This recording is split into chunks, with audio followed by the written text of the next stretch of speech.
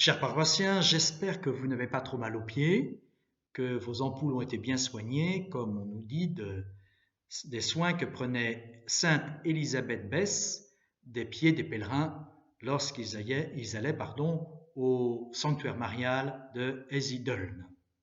Continuons donc.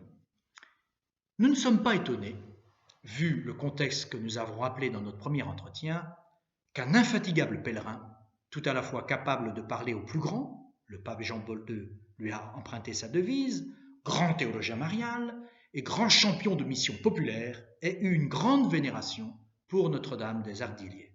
Je veux dire Saint Louis-Marie Grignon de Montfort, qui est donc mort en 1716 pour vous le situer. Notre auteur, d'ailleurs, ne manque pas de citer ces paroles de Saint Jean-Paul II. J'ai trouvé, il parle là de la lecture du célèbre ouvrage du père de Montfort intitulé Traité de la vraie dévotion à la Sainte Vierge, lecture qu'il a faite alors qu'il avait l'âge étudiant. J'ai trouvé alors, nous dit Saint Jean-Paul II, la réponse à mes doutes, liée à la crainte que le culte pour Marie, en se développant excessivement, finisse par compromettre la suprématie du culte dû au Christ. Sous la sage direction de Saint Louis-Marie, je compris que si l'on vit le mystère de Marie dans le Christ, ce risque n'existe pas. C'est rassurant pour nous et encourageant. Saint Louis-Marie est venu à plusieurs reprises aux Ardiliers, qui fut, nous assure un de ses biographes, un de ses sanctuaires de prédilection et que l'on trouve à tous les carrefours de sa vie. Il y a rencontré, en particulier, Saint Jeanne de Lanoue. Il est venu d'abord, en 1706, remettre entre les mains de la Sainte Vierge la mission apostolique que venait de lui confier le Saint-Père lui-même, mission qui l'autorisait à prêcher partout en France, même si de fait son action missionnaire s'est concentrée sur l'ouest de notre pays. En décembre 1715 aussi, sur la fin de sa vie, Saint Louis-Marie avait fondé dans les Deux-Sèvres une confrérie. Il demanda aux 33 membres de se rendre à pied aux Ardiliers afin d'obtenir de la Vierge des missionnaires qui marcheraient sur les pas des apôtres. Ce pèlerinage, accompagné de 2 prêtres, dont l'un devait être le successeur du père de Montfort, ce pèlerinage de 115 km eut lieu au mois de mars 1716 en carême, les pénitents s'imposant en plus de jeûner. Ils en revinrent d'ailleurs également à pied chez eux. Après leur retour, Saint Louis-Marie partit à son tour, à pied, afin de confier à la Vierge la communauté de missionnaires qu'il souhaitait fonder. Et ce fut son dernier pèlerinage. Intéressant à noter. Mais vous voyez comment, si la Vierge des Ardiliers est une Vierge douloureuse, sensible au malheur des hommes dans la mesure immense où un glaive a transpercé son cœur, elle ne restreint pas son intercession puissante aux seules causes des malades, même si cet aspect est spécialement souligné aux Ardiliers. Saint Louis-Marie Grignon de Montfort, grand théologien marial, vient en fait lui confier une intention missionnaire.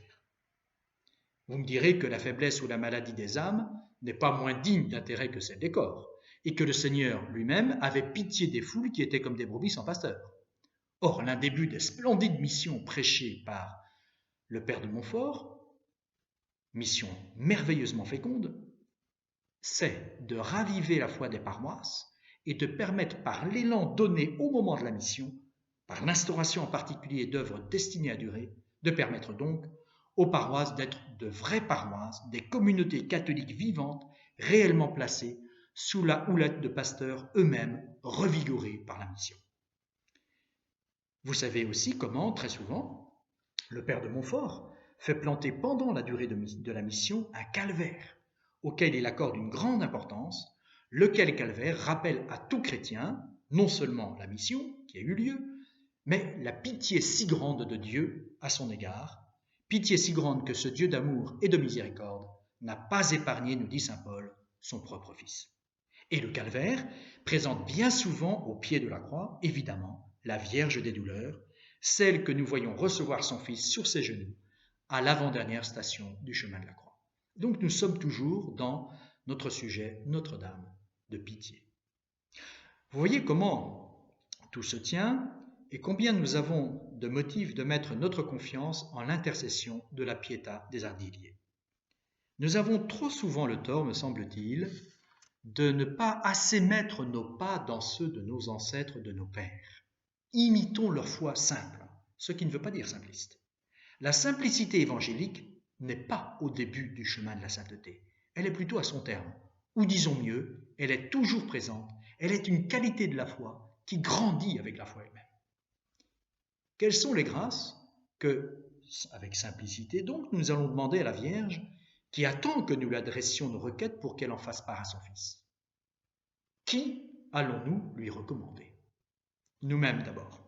Charité bien ordonnée commence par soi-même. C'est en effet dans la mesure où nous serons nous-mêmes purifiés de nos fautes et de nos penchants mauvais que nous deviendrons pour les autres des intercesseurs plus recevables et plus puissants.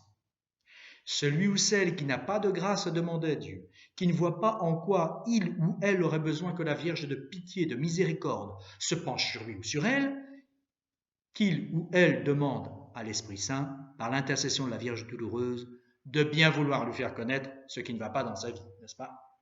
Donc prions d'abord pour nous-mêmes, pour nos familles ensuite, qui sont fragilisées dans les circonstances actuelles. Circonstances déroutantes à plus d'un titre, au plan naturel et surnaturel. Notre confiance en la divine providence est mise à l'épreuve. Nous pouvons faire nôtre en quelque sorte, me semble-t-il, le cri de Jésus sur la croix. Mon Dieu, pourquoi m'as-tu abandonné? Même si nous devons relativiser nos difficultés par rapport à d'autres, peut-être plus éprouvés que nous. En particulier, prions pour les membres de nos familles qui sont isolés, malades ou placés dans des situations spécialement difficiles. Nous-mêmes, nos familles, notre paroisse aussi. C'est en paroisse que nous faisons pèlerinage parce que la paroisse est la communauté catholique la plus répandue dans l'Église catholique. Paroisse dont le but, généraliste, pourrait se résumer à cette formule « tout pour tous », mais dont les moyens ordinaires d'évangélisation, vous en conviendrez, sont réduits à la plus simple expression en cette période. Donc, tant qu'il n'est pas facile. Prions pour les malades, bien sûr, et tous ceux qui veillent sur eux. Pour les uns comme pour les autres, nous devons nous mobiliser de manière spécifiquement chrétienne, je veux dire par la prière. N'oublions pas non plus l'Église tout entière et son pasteur suprême, le Saint-Père, qui demande si souvent qu'on veuille bien prier pour lui. Je ne crois pas que, de mémoire d'homme, en tous les cas je ne l'ai jamais entendu dire, on n'ait jamais entendu un pape tant solliciter les prières de son peuple. Le berger demande par pitié les prières de ses brebis. Sommes-nous attentifs à ces appels répétés? Pensons aussi à la santé du Saint-Père, qui est apparu peu solide au moment de nous donner, et avec quelle gravité, la bénédiction Urbi et Orbi il y a une semaine. Il est beaucoup d'autres intentions que nous pouvons porter au pied de la Vierge, et dont je ne saurais faire ici une liste exhaustive, bien sûr. Rappelons-nous cette invitation si simple de la Vierge à Pontmain. Priez, mes enfants, mon fils se laisse toucher. Mais en tout cas, avant de conclure, n'oublions pas notre pays, la France, et ceux qui la gouvernent actuellement, pour lesquels nous prierons aussi le Vendredi Saint. La France a souvent été visitée par la Mère de Dieu, et à plusieurs reprises, à des moments critiques dans son histoire, par exemple à Pontmain, au moment de l'invasion prussienne de 1870, ou encore à Pellevoisin, au moment des grèves insurrectionnelles de 1947. Chaque nation a comme une vocation, et celle de la France lui a été rappelée par Jean-Paul II. France, fille aînée de l'Église. Fille aînée de l'Église, c'est sa vocation. Es-tu fidèle aux promesses de ton baptême? Poser la question, c'était, me semble-t-il, un peu quand même y répondre. Il est normal qu'un Français prie pour son pays. Acquittons-nous donc de cette dette à l'égard de notre pays et de ses gouvernants, car il y a, comme aurait dit Sainte Jeanne d'Arc, grande pitié au royaume de France. Ajoutez, bien sûr, si vous voulez, aux intentions que j'ai citées, toutes celles que vous portez dans votre cœur. Vous pouvez maintenant, à titre indicatif, vous pouvez en faire plus, en faire moins, en faire moins ce sera dommage bien sûr, vous pouvez maintenant prier le deuxième mystère douloureux et réciter aussi l'Angélus, et vous êtes conviés à un nouvel exercice commun tout à l'heure, si vous voulez bien, vers 15h. Bon appétit, pas seulement corporel, mais spirituel.